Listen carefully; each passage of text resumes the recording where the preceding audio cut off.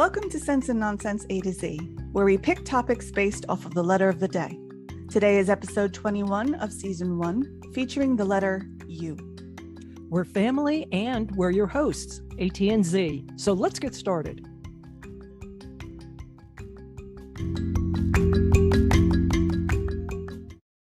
For starters, U is a tough letter. Yeah. So how about we first wish everyone Ugo Dun Dun. Ugo Dun Dun? You got it. All right. It's Bosnian for have a nice day. Nice. Ugo Dun Dun, everyone. Ugo Dun Dun. How about we jump in with some sports first? All right. I want to congratulate the Golden State Warriors for taking the NBA title over the Boston Celtics in 6 games. Yay. It's their 4th title with Steve Kerr, and Steph Curry got the MVP. Nice. I know. It was a great series. It really was. Good. They ended up in Boston, but hey, you do it on the road. It doesn't matter. Just take the championship and run. Exactly. Hurry up and get back on the plane, right? For them. Exactly. Yeah. And celebrate at home. Yeah. So what's going on with you, Z? I got my little guy to eat half a hamburger that I made. Oh, This is a huge deal. it's a huge deal. Yeah. Yeah. Nice. And I was like stunned that it happened. And he wasn't even that hungry. You know, he'd already eaten. So I figured, he's probably not going to do it, but he did. Cool. And I was very excited. Nice. This is such a dull subject, I'm sure, to anybody else, but if you knew the pain. It's huge. Yeah. the pain that I've gone through. Okay. Describe this hamburger then. Was it a cheeseburger? No, it was just a plain hamburger. I had mixed salsa in it, and he likes salsa. Okay. That's right. You do the salsa in salsa thing. Yeah. And it was on a brioche bun, and he does like bread. He's got the bread. Oh yeah, lust. he's a bread fiend. Oh yeah. Just like the rest of us in our family. Yeah. And so, it was on a good bun. It was nice and juicy, and he ate half of it. And I was so happy. That's awesome. Yeah.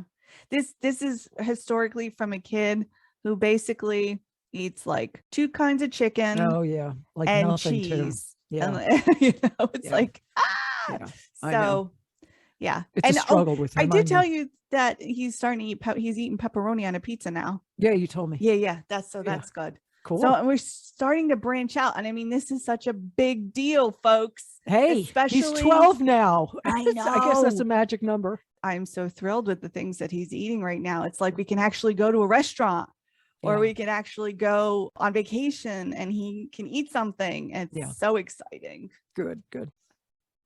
So we're recording this on Monday, but we would like to say Happy Father's Day to all the fathers happy out there. Father's Day. Yes. And also Juneteenth fell on the same day. Can you believe that? Big Sunday. Yeah, it is. And it was a really nice day too. So really good day was, for celebrating outside, for both, pool, barbecue. Yep. Good day. Yep. There was a whole bunch of people in Central Park. It was beautiful. Nice. Very nice. All right. Cool. Happy Sunday, happy Father's Day, and happy Juneteenth.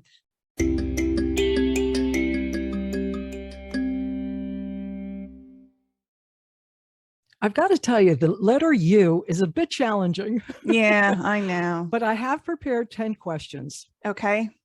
Did you ever have a job that required a uniform? Yes. You did? Yes. Oh, cool. I worked on the turnpike. Oh, that's right. You did have a uniform on Yeah. that. Oh, Yeah. okay. Yep. It was so uncomfortable too. Had to be hot, right? Oh my God. Yes. Yeah. Next question. Most used kitchen utensil. A spatula, maybe? For me, I'm going to say big spoon.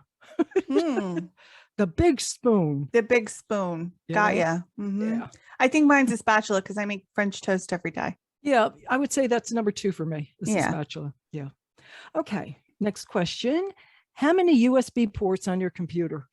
Ooh. Oh, no looking. Oh, No looking.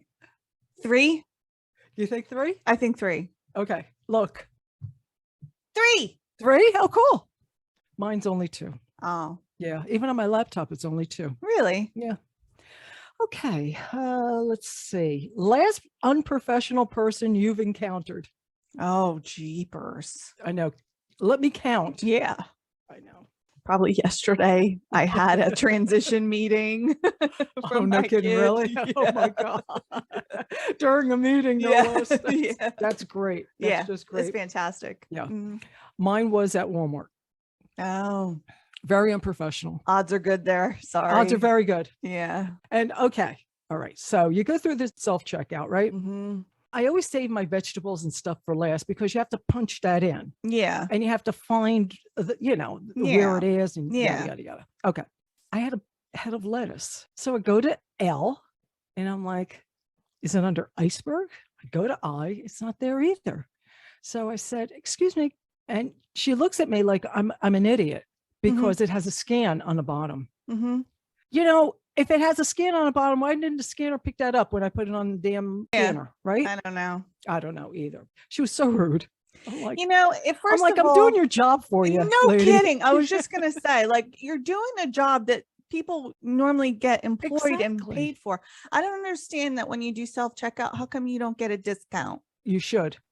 You really should. Yes, I agree with you. Because they're factoring in salaries when they're And making benefits, the prices. Right. Yeah. When they're making the prices on the things that you're buying. So if nobody's manning that and doing that for you, you should get some kind of discount on your goods. I agree with you 100%. There's no checker and there's no bagger. So yeah, give me some savings. I know. This turned into a peeve, didn't it? Kinda. Sorry. I know. That's okay. All right. Unmanned checkout stations. Exactly. Those are you. There you go. Yeah. Or unprofessional. Yeah. Okay. Do you think that public restrooms should be unisex? No. I don't either. I don't know why there's a push for that. No. Yeah. No. But I will say this. I take my son in the women's.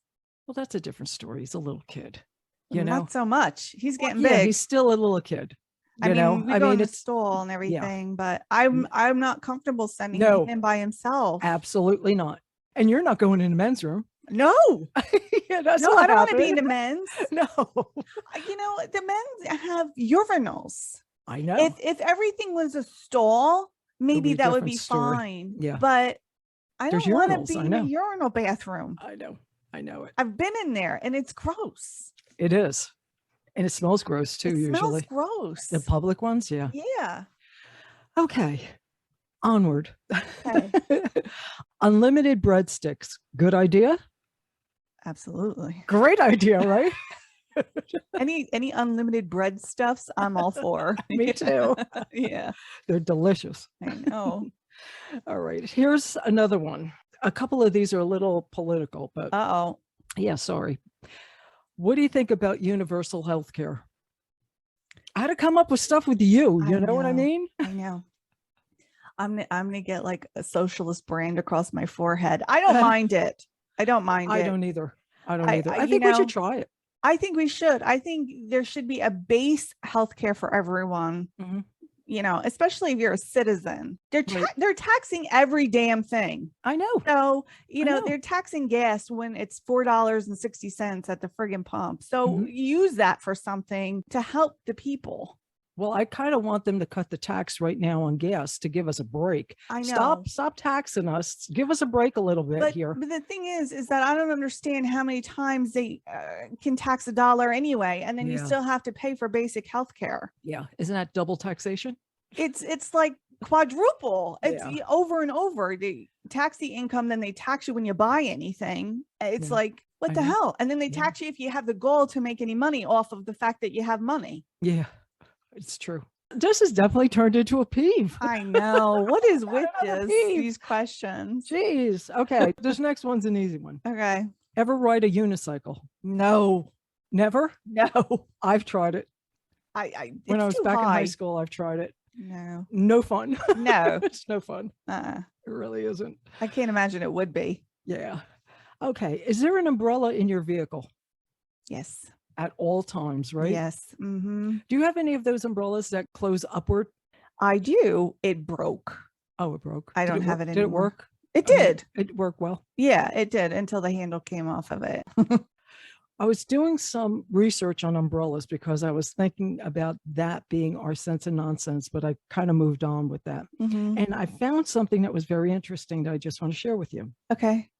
French President Nicolas Sarkozy, who's 2 presidents ago, Okay. okay, started using Kevlar coated umbrellas for security. Smart. I thought it was. I thought it was Headshots, man. genius. Yep. Headshots. I know. I thought that mean, was they know you're genius. wearing the vest, right? Yeah, I think that was a great idea. I think it was too. That's Yep. smart. Yep. Okay, next question.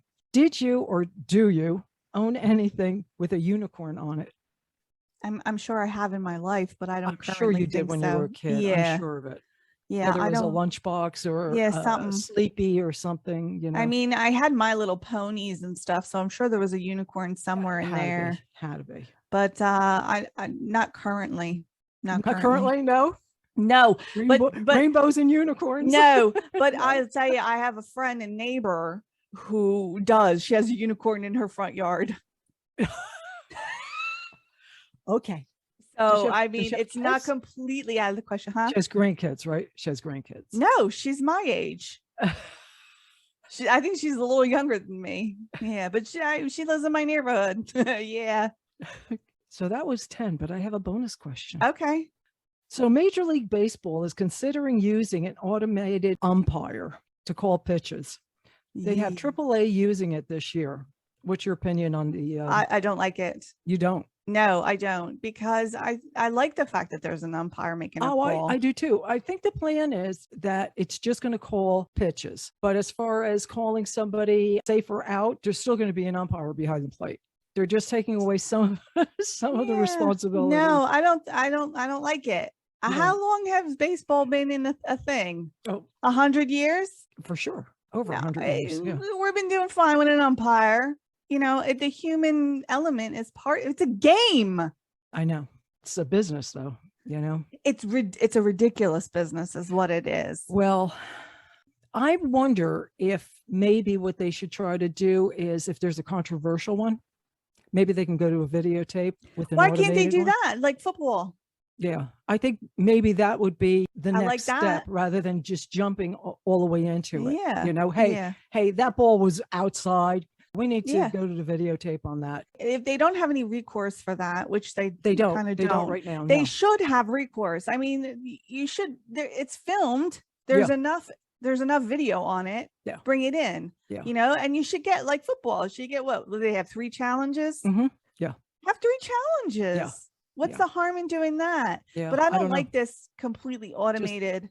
You know, people crowd the plate. People, you know, have a higher stance. And what is it going to be adjusted for every batter? And I don't know. And let's not forget Pete Rose. Remember how he crouched at the plate? Yes. So the idea was to bring the strike zone real small. Exactly. That's why he did that. Exactly. So. That's what I'm talking about. Like, is it going to be standard for everybody? Pretty much, because it used to be, remember, it used to be letters to knees. Yeah. It used to be the strike zone. That's gone. Yeah. That's gone a long time ago. So anyway, it should be interesting which way they go with this. I always say, you know, hold off on the machines if you can. Right. What's wrong with the video? You're really not even allowed to question it. See, and that's in today's game, you're not allowed. You can be thrown out. I know. I mean, the kicking dirt thing shouldn't happen, but you should be able to question. I mean, whenever they don't let you question authority, you know, there's an issue. If they can't hold up to any kind of scrutiny, there's a problem. That's a problem. Yeah. Oh my God. 10 questions. I know. You is tough. You is tough. You know? Yeah, you know.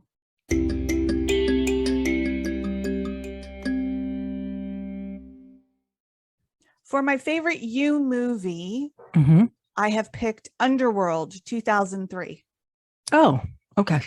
That particular one. Okay. Yes. With Kate Beckinsale, Scott Speedman, Bill Nye, Michael Sheen. Have you seen this movie? It's in your favorite genre. Yeah, you know, I can't get enough of it.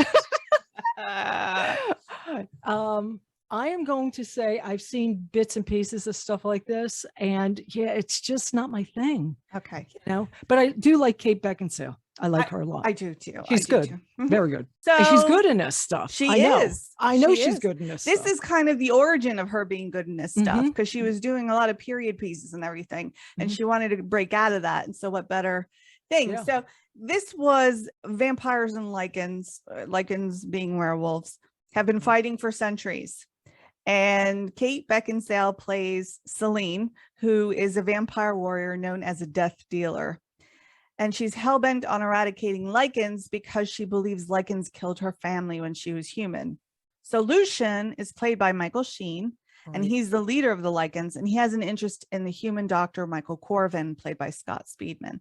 Celine starts falling for Michael as she's trying to figure out what Lucian wants with him.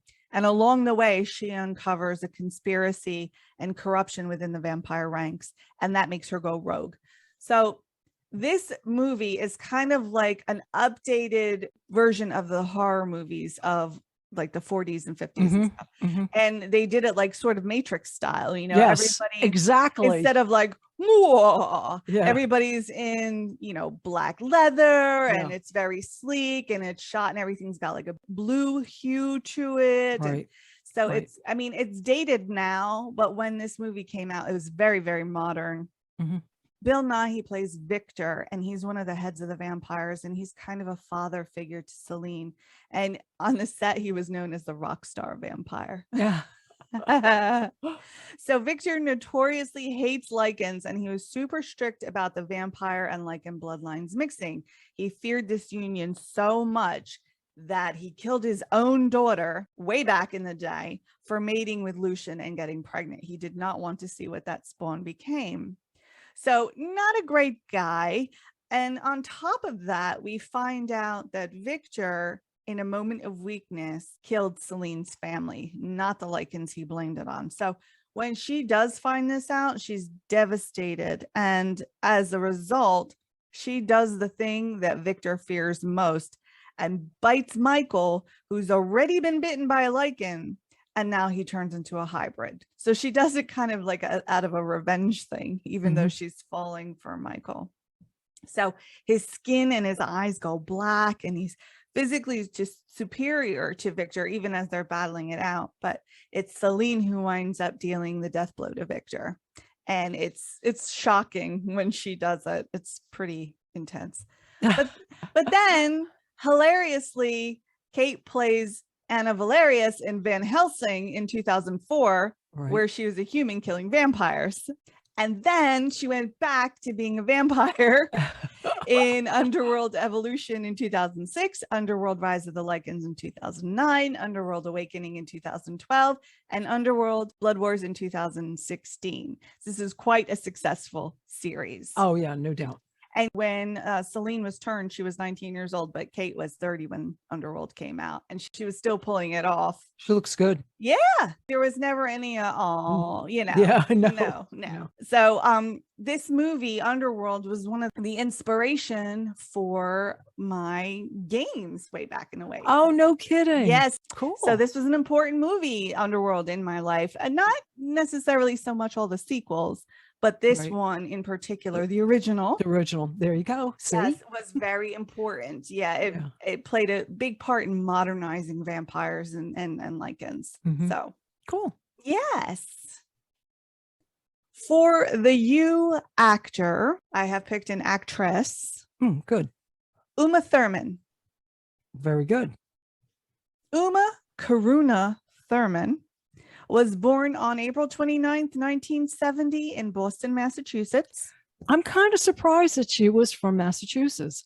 Honestly, I got to tell you, I thought she was from like Europe, someplace. Well, her father was a Buddhist scholar, and he was like one of the first in the United States who was a Buddhist monk. Okay. And the Dalai Lama would occasionally visit their home. Oh, how about that? Yes. So she and her siblings all have names deriving from Buddhist mythology. And Uma is a girl's name of Hebrew and Sanskrit origin, meaning light, peace, or nation, and is one of more than 1,000 appellations for the Hindu goddess Sakti. So her middle name also means compassion. So her parents were big into this. So that's why she sounds like she's not from here. Yeah. but she is from here. Yeah. The birthday book says April 29th is the day of the heavy image. Those born on April 29th are extremely aware of the profile they maintain in the world. It is as if they carry a mirror around with them, which provides a reflection of how they appear to others. And I think this was true for Uma, especially when she was young, being so tall and having some very large features at a young age made her a bit of a target. In addition to the fact that they moved around a lot when she was young, so she was constantly like the awkward new girl. Right. And she said, as a kid, I changed school so many times. I was never particularly integrated into any sort of social strata with other children. Plays were one of the few things that I felt a desire to participate in. And on stage, I didn't have any inhibitions. Acting gave me a way to express myself. So because of their projective talents being so developed, they often succeed in getting the image that others have of them in line with the image they want to project, which I think is what actor does, right? Right, right. April 29 people are very dependable and often find themselves in position of responsibility. They are often good coworkers and partners and maybe utilize in embodying the ideals of their family or work group. And getting behind people such as a director on a movie would probably make for a much better project making experience. So others born on this day include Michelle Pfeiffer, Andre Agassi, Dale Earnhardt, Duke Ellington, the jazz composer, and Duke of Wellington, the British Army commander that defeated Napoleon at Waterloo.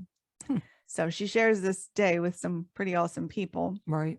She started out as a model while she was trying to get acting gigs. And this movie that I'm going to mention first wasn't her first acting gig, but it did have introducing Uma Thurman as the credit. Right. And that was Johnny Be Good in 1988 with Anthony Michael Hall and Robert Downey Jr. How about that? This was not a very good movie. I have to tell you. Johnny Be Bad? Yeah, it was Johnny B. But it was in line with the kind of teeny bopper movies of the time. Well, they were all young at that time. Yeah, right? they were young. And this is how old this movie is. Anthony Michael Hall was billed over Robert Downey Jr. So know it's ages ago. Yeah. And RDJ basically played the high school version of Derek Lutz, even though it was after Back to School. I think I remember this movie. Yeah, it's not a good movie. And then the same year, she was in Dangerous Liaisons with Michelle Pfeiffer. Right, and there you Close and John Malkovich. And this is the one where she really got noticed. Then she was in a bunch of stuff that was okay, some better than others, whatever. Nothing really outstanding until 1994 and Pulp Here we go. Fiction. That was huge for her. Huge. A role which she received an Academy Award nomination for. Yep. And this movie was chosen for preservation in the National Film Registry by the Library of Congress. And Quentin Tarantino cast her as Mia Wallace in that iconic performance that still stands up today. This was the first time they worked together, but it would not be their last. And she always spends part of the movie barefoot because Quentin has a foot fetish and he loves her size 11 feet. Yeah. You never know when these things are going to come in handy, folks. Yeah, this is true. I mean, honestly, what do you think might be a disadvantageous feature might just get you into a huge movie? You don't know. Whenever I see her, I got to tell you, there's two movies I think of. One is Pulp Fiction, and I know the next one is going to come up. It's coming. I know. All right. Then she was in Beautiful Girls, The Truth About Cats and Dogs, and Batman and Robin. She played Poison Ivy, but that was the Batman with George Clooney and Arnold Schwarzenegger. I remember. And George continuously apologizes for this movie. Then she was in Gattaca with Ethan Hawke and Jude Law in 1997, and it got a lot of attention, and it was a successful movie. But I got to tell you, I turned it off. Did you? I had to stop watching it because it's about genetic discrimination. And it just gave me such anxiety that I had to turn it off. Couldn't continue watching it. I'm going to guess that that's where they kind of met and hooked up. That is, yeah. Okay. And they had 2 kids. They were successful for a while, but she played Fantine in Les Miserables with Liam Neeson. Right. And then I'm going to skip to 2002 and Hysterical Blindness, which I did not see. It was a made-for-TV movie, but she won a Golden Globe for it. Oh, how about that? Mm-hmm. It's about two friends who lament their unhappy single lives while searching for Mr. Right in 1980s New Jersey. Hmm. Juliette Lewis and Gina Rowlands are in it. So I might have to try and check it out at some point. Yeah. Okay. Yeah. Me too. So in 2003, she teamed up with Quentin Tarantino again for Kill Bill Volume 1. And this is the other movie I was alluding yes, to. Yes. And she played the bride. That was her only name in the movie. And this movie was big, big, big. Huge. After awakening from a 4-year coma, a former assassin wreaks vengeance on the team of assassins who betrayed her. And there are a ton of big names in this. David Carradine, Daryl Hannah, Michael Madsen, Lucy Liu, Vivica Fox, and it goes on. Yeah. And she had to lose a bunch of baby weight for this movie. Like 60 pounds of it. Really? And yes. And she trained in martial arts and swordplay for months for this thing. It showed. Yeah. And she and Quentin came up with the idea of this movie while doing Pulp Fiction. Oh. Uma is the one who came up with the film's opening with her beaten up and wearing a wedding gown. So oh, really? They conceived of this together. Yes. Then in 2003, she did Paycheck with Ben Affleck, which was a much smaller role for her, but I liked her in it.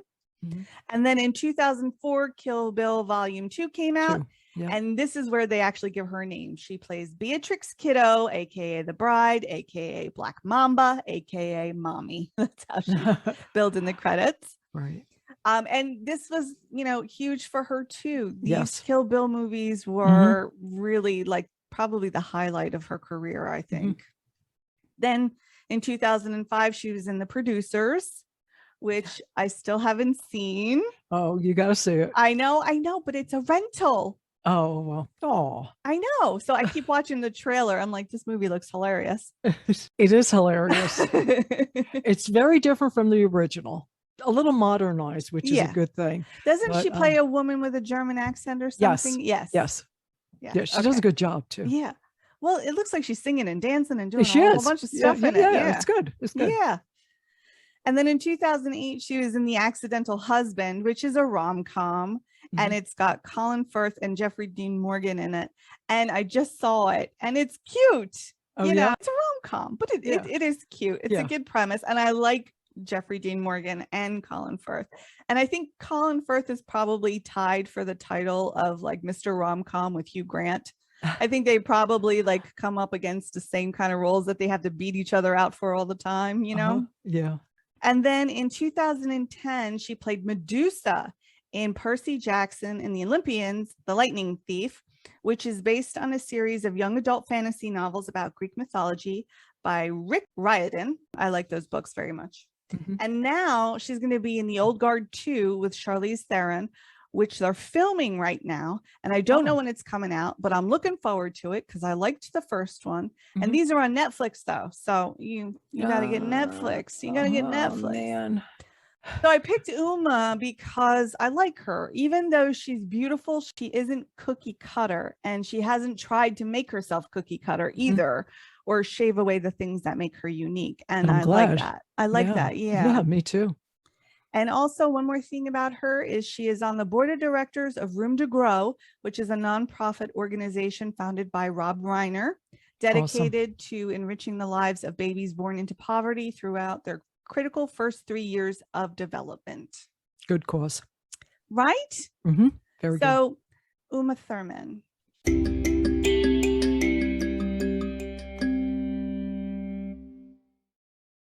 When I was thinking of things with the letter U, I think maybe when we had talked last week about Tom Lister Jr. Being Zeus in the wrestling world, it may have gotten my wrestling juices flowing. Okay.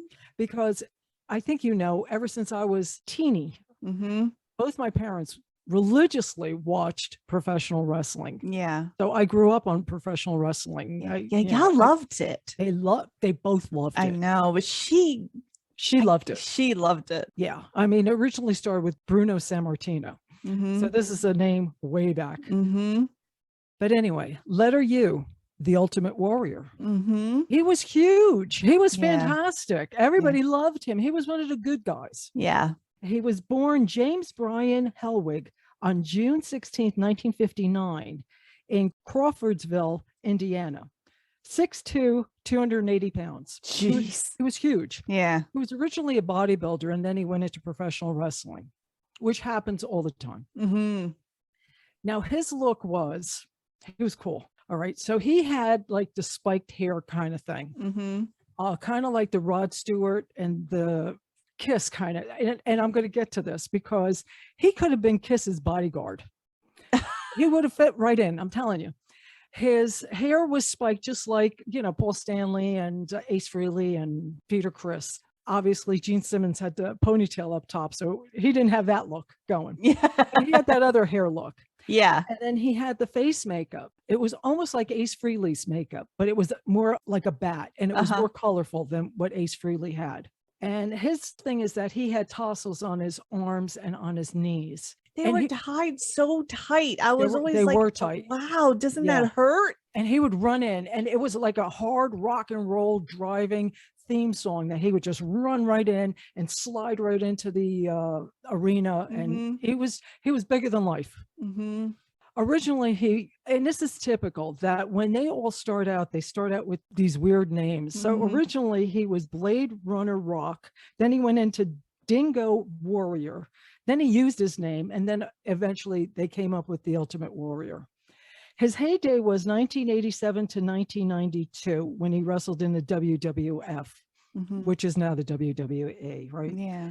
He's one of the only wrestlers who body slammed Andre the Giant. Yeah. It's huge. In 1988 in WrestleMania, he defeated Hercules Hernandez. He shows up as a secret challenger in the SummerSlam of 1988 and beat up the Honky Tonk Man to get the WWF Intercontinental Heavyweight Champion title. In 1989, WrestleMania 5, he lost to Rick Rude. The big year was 1990. He was not only the Intercontinental Heavyweight Champion that year, he had the title twice, but in the same year in WrestleMania 6, he beat Hulk Hogan for the championships. He's actually the only wrestler who held both of those titles at the same time. Wow. Yeah.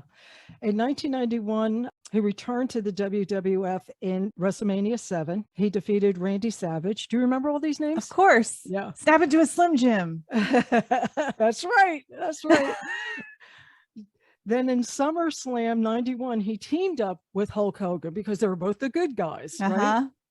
And there was always like this camaraderie between those two. However, the Ultimate Warrior had issues with the CEO, Vince McMahon. I think everybody had issues with Vince McMahon, well, didn't they? Yeah, to the point that McMahon would fire him. He would either suspend him or he'd fire him, then rehire him, then suspend. It was just this back and forth nonsense. And then they had came out and said that, oh, they let him go because of steroid use. It's like, yeah, hello. So anyway, then in 1993, he legally changed his name to Warrior, and he co-wrote comic books called Warrior. The company name was Ultimate Creations. Nice. And it was all based upon his likeness of his wrestling theme. Yeah, it was cool. Then he was in WrestleMania 12 in 1996. And then he went over to the WCW, which is the World Championship Wrestling League. And then he retired. It was just quick. He was just a couple months in there. Then he retired. He went into public speaking and broadcasting. Then that was it as far as, any kind of connection in wrestling. Then came 2014. On April 5th, he was inducted into the WWE Hall of Fame. The next day, April 6th, he made an appearance at WrestleMania 30. The following day, April 7th, he made his first appearance in over 20 years in a wrestling ring at Monday Night Raw. And he just talked. It wasn't like he wrestled or anything, because that was, it was long done. And then unfortunately on April 8th, he died. It's crazy how that works, isn't it? Yeah, it really is. He died at the hotel in Scottsdale, Arizona of a heart attack. Tragic. It's tragic with these guys. I've caught up on some of these wrestlers from like way back when, and I'm like, hey, whatever happened to that person? It's like, yo, he died of a heart attack too. So It's yeah, not an easy life, this wrestling gig. no, nor is bodybuilding. No. It No. really takes a toll on the body. Absolutely. I mean, they're pumping stuff in their bodies that they really probably shouldn't be. Yeah. And not only that, but they're doing things to the extreme all the time, and the body's not designed for that. No. So I know. But yeah, so Ultimate Warrior, he was fantastic in his day. He was, he's one of the good guys. Yeah.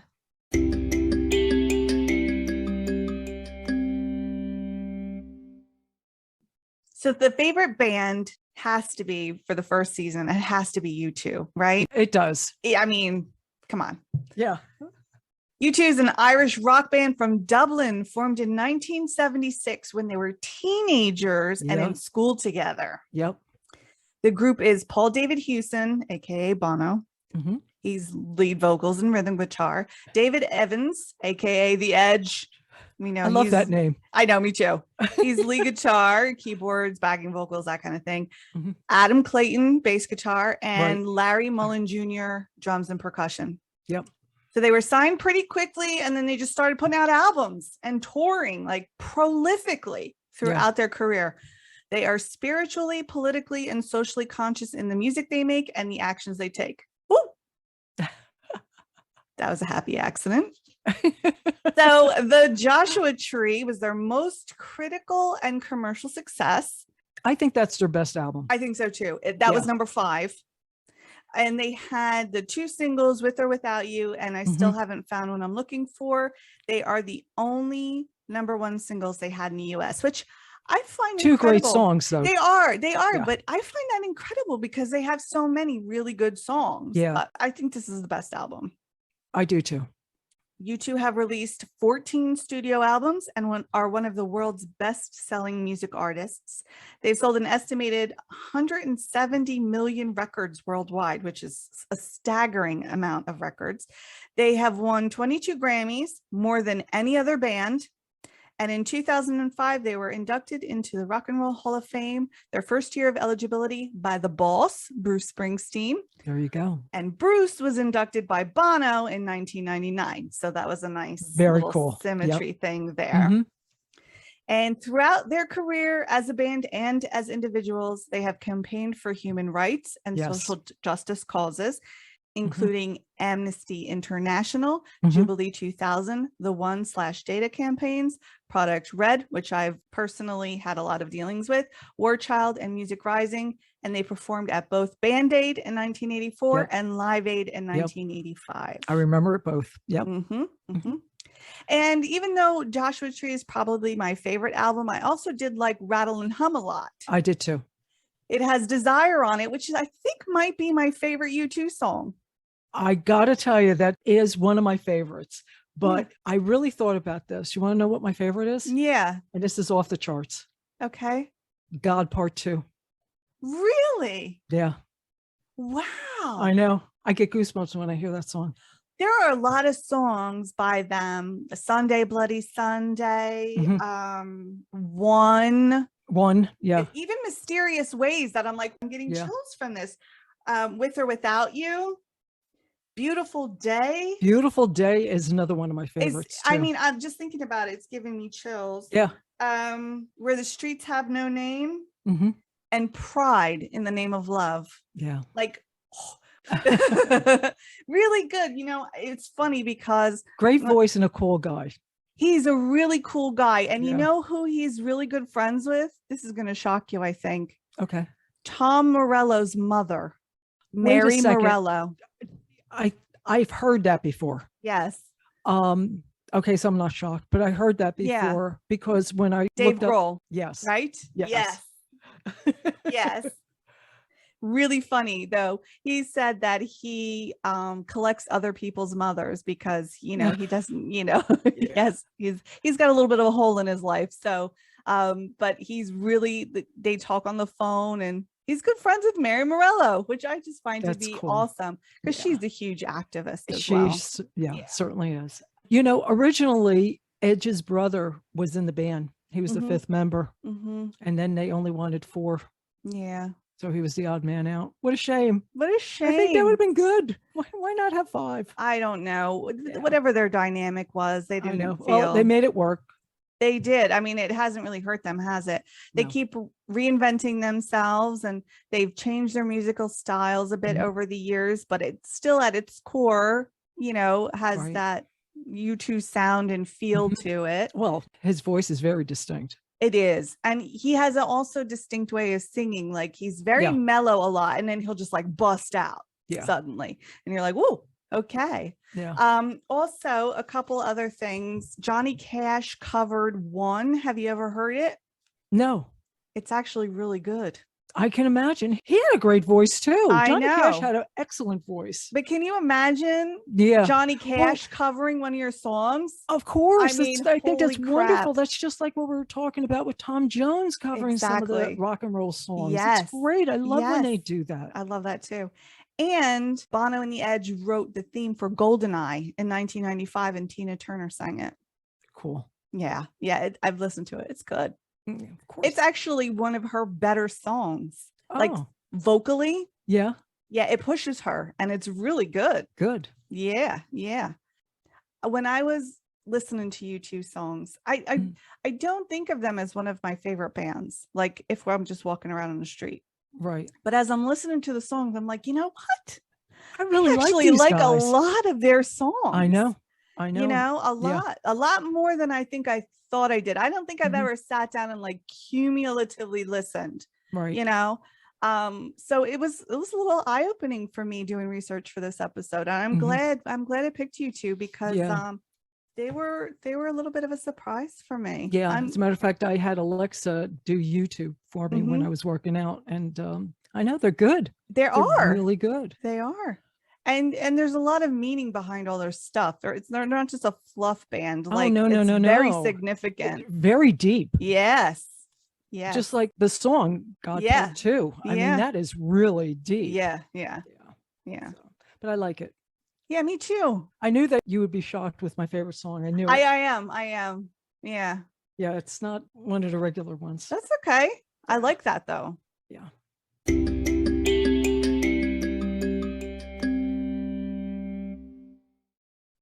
So earlier during the 10 questions, we touched on some of the subject. Okay.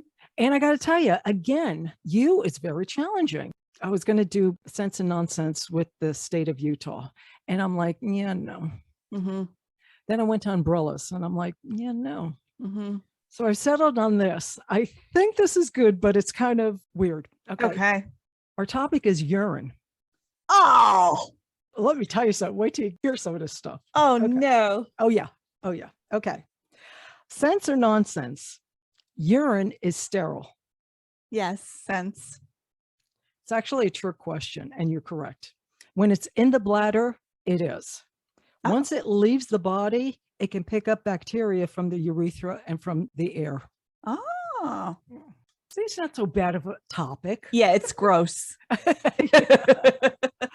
Okay. Sense or nonsense? Urine on a jellyfish sting will stop the pain. Nonsense. You're correct. See, you're doing good with this. This is hurting me that I'm doing well with it, actually. The thought was that acid in your urine will break down the jellyfish's toxins and reduce the pain, but there's not enough acid in urine to neutralize the toxins. Okay, sense or nonsense? In ancient times, urine was used as ink. I don't think so, but I think it was used as dye.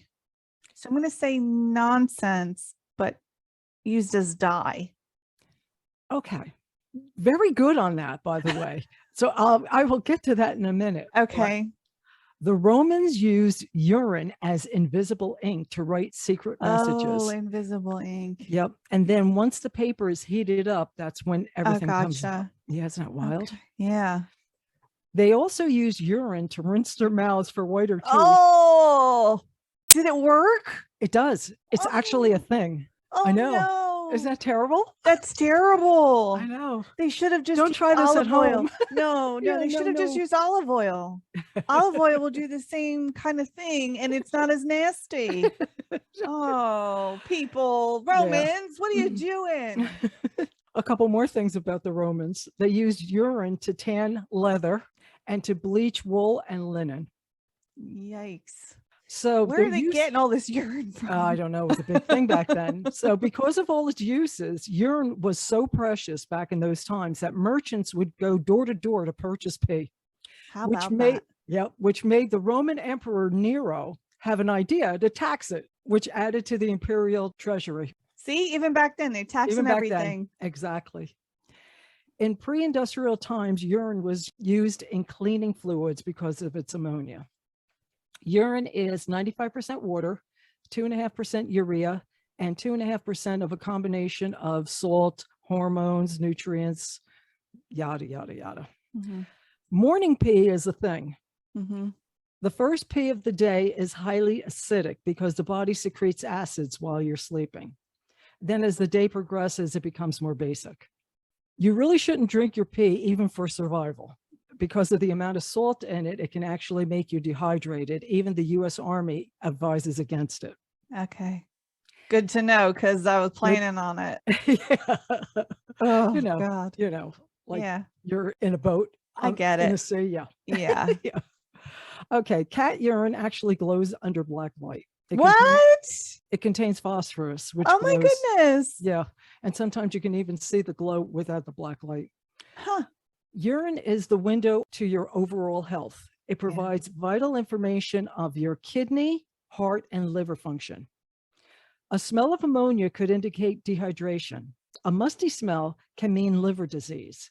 A foul smell can mean bladder infection, and a sweet smell can mean diabetes. But it's normal to smell food like asparagus, alcohol, coffee, especially. Yeah. Mm-hmm. So it's urine. It's such a gross subject, but I thought it was interesting. I mean, it's interesting, but it's gross. So many uses, especially in Roman times. Waste not, want not, I guess. Okay, I have a pick of you. Okie doke. My pick of you is uxorious, which means excessively fond of one's wife. Uxorious. Now, excessively means to a greater degree or in greater amounts that is necessary, normal, or desirable. And I'm not usually a fan of anything excessive. All right. I like moderation. Me too. But I think that when it comes to being fond of one's spouse, especially the wife in heterosexual relationships, a little more excessivity, I don't even know if that's a word, but whatever. It is now. Wouldn't be a bad thing. No, not at all. Obviously not to the point of obsession or controlling or anything, but I think a higher regard for women in general, especially one you've pledged to, wouldn't be a bad thing. So I am offering up uxorious as something I'd love to see become more mainstream. How do you spell that? Uxorious. From the Latin uxor, meaning wife. Going back to a couple of episodes ago when we talked about Latin, you see? I know. It's not like Latin doesn't exist anymore. It exists. It's the root of so many words. Absolutely. If it's not Greek, it's Latin usually. Right. Yeah. Greek, Latin, and Hebrew is basically the basis of all the Germanic languages anyway. Yeah. All right. So that's my pick of you. All right. Very good.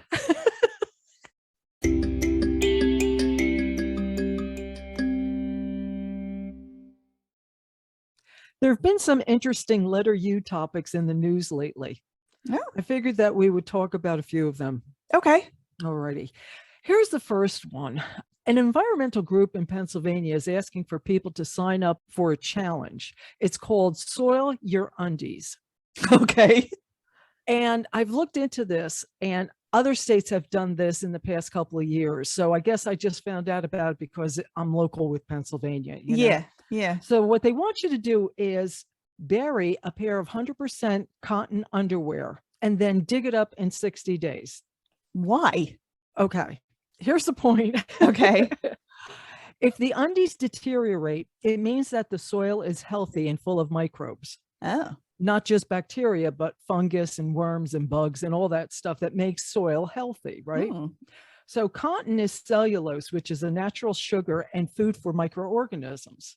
The thought process is the healthier the soil, the cleaner the water, the healthier the food, and it also helps with cleaner air. So it's mainly like people who have farms and stuff like that, and I guess vegetable gardens too. Mm-hmm. So if this underwear doesn't decompose, it's an issue. And usually it means that there's some sort of chemical in the soil. So this challenge can help you rehabilitate your soil by adding some sort of organic matter and especially stop using pesticides. So yeah, there's some photos and I got to tell you, some of these undies are like, yikes. Really? Like, yeah, all you can see is like the elastic band. That's nice. And some of the stitching and stuff like that. And that's it. It's like wild. Are you going to do it? You know, if I had a vegetable garden, maybe I would, but my roses are doing fine. Yeah. You know, you got to know, if I put something in the soil, like a pair of undies, you know, somebody's going to dig them up. Yeah, I know. You know, I know. I'll see the undies coming in her mouth. Yeah, like, oh man, now I got to put them. Yeah. Well, I wouldn't do it because I know my soil's trash. It's basically clay. You know, it's clay. That's right. Getting stuff to grow in it is the hardest thing. I do grow vegetables, but I do all container gardening because the soil is trash. Yeah, definitely. I like this was a forest stuff anyway. Yeah, I do too. Yeah. Okay, I have another one. All right. In Houston, Rabbi Amy Weiss started a program about 15 years ago called Undies for Everyone. Oh, more underwears. Which is a national program. Her group has distributed nearly 5 million pairs of undies to children and victims of natural disasters across the country. Oh. Since it's something that you can't see, underwear is usually overlooked, especially by a struggling family. Not having clean underwear can severely impact a child's self-esteem, attitude, and even school attendance. So a pair of underwear seems like such a simple thing, but for kids who don't have it, a clean pair of underwear is a big deal. Yeah. And can make a huge difference in the child's dignity. Sure. So the rabbi made a statement and said, you'd be surprised how exciting a pack of new underwear can be. And I can see that. Absolutely. I mean, I'm excited when I get new underwear. Yay! Yeah. Is there any information on where to donate for this cause? I'm sure there is. What's the name of it again? It is called Undies for Everyone. Oh, okay. Yeah. And it's national. Nice. Okay, I got another one. Is it more underwear? There's a couple other underwear stories, by the way, in the news. What is going on with all those underwear? I don't know. Something about Giselle with Tom Brady and his underwear, something like that was in the news. Yeah. Oh my goodness. There's another thing with underwear. I'm like, what the heck? Oh my God. But anyway, no, we're moving on. We're moving on to UFOs now. Are you ready? Oh, okay. NASA announced this month that they're launching a 9-month study of UFOs to begin this fall. An independent team will examine unidentified flying objects, or as they're called, unidentified aerial phenomenon, UAP. Yeah. Why do they have to change it? Yeah, they have to have a new acronym, right? Their focus is to gather data from a scientific basis.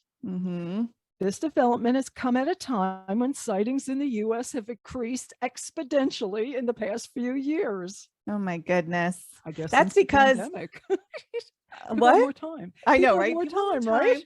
Yeah, I mean, plus, technology is more widely available to Joe Schmo, you know. Yeah, good point.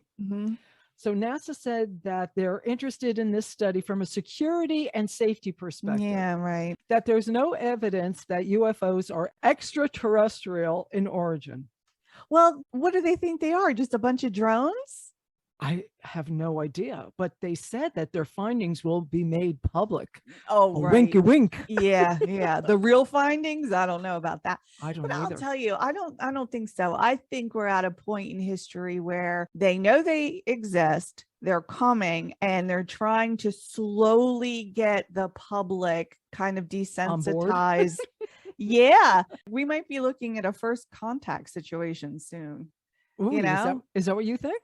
Yeah, because I know the government wastes a lot of money for doing nothing, right? Oh, yeah. Yeah. It's a known But fact. That's a known fact. that's a known fact, right? Yes. But they have had programs and they've been putting money toward this for decades. And now NASA is going to be doing it. And I just think that it's a ramping up situation. And there's no reason that they would be ramping up if they didn't think we needed to start preparing the populace. So you don't think it has to do with them clarifying what's going on? You feel that there's something going on that it just needs to go to the next level? I think so. You know, there's been the conspiracy about Area 51 and all that for ages and ages and ages. And there's been a lot of unexplained phenomenon that has gone on. And there's Arctic Circle and there's no fly zones there for certain reasons. And Bermuda Triangle is another one. There's that. I mean, there's there's a lot of stuff. It just seems like if they're going to say, all right, we're going to study this for this reason. What security and safety? Yeah, security. That just seems suspect to me. Well, yeah. It'll start in the fall, go 9 months, so sometime next year. I have a vague memory of Obama being on something. I don't know if it was like My Next Guest with David Letterman, or it was on something, and somebody asked him if UFOs were real, and he was like, "Oh yeah." Yes. Yeah, right. You're 100% right. I'm not sure if it was Letterman or if it was Colbert. Was it Colbert? I think it might have been Colbert. Might have been Colbert. But I think he just like outright was like, "Oh yeah, that's real." Yeah. You know, it's like, there's UFOs. Yeah. Yeah. You know, he didn't say that there's extraterrestrials. He just said that there's UFOs. Exactly. Of course. They're not all weather balloons. Yeah. They don't do that. They're not all asteroids and stuff like that. No. Yeah. So anyway, so that's letter U in the news. All right.